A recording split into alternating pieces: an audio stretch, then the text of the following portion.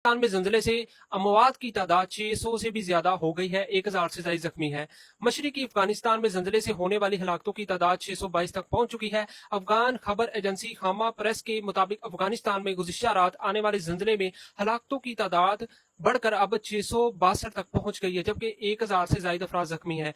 Report के मुताबिक गुज़िश्ता शब अफगानिस्तान के मकामी वक्त के मुताबिक रात 11:47 पर 6 शिद्दत का जंजला आया और तकरीबन 20 मिनट बाद ही इसी सूबे में 4.5 शिद्दत का एक और झटका महसूस किया गया, जिसकी गहराई तकरीबन 10 किलोमीटर थी। अफगान हुकाम का बताना है कि जंजले ने सबसे ज्यादा नुकसान सुबह गंटर में हुआ, जहां सैकड़ों हलाकतें हुई हैं, हजारों लोग जख्मी भी हुए, जबकि मतअद्दद लोग अब भी मलबे तले दबे हुए हैं, जिन्हें निकालने का अमल अभी भी जारी है। इस हवाले से अमेरिकी जियोलॉजिकल सर्वे के मुताबिक कि अफगानिस्तान में गुज़िश्ता रात आने वाले जंजले की शिद्दत 6 रिकॉर्ड की गई। जंजले का मरकज नंगरहार सूबे के शहर जलालाबाद से 27 किलोमीटर मशरिक में था, जबकि जंजले की गहराई 8 किलोमीटर थी।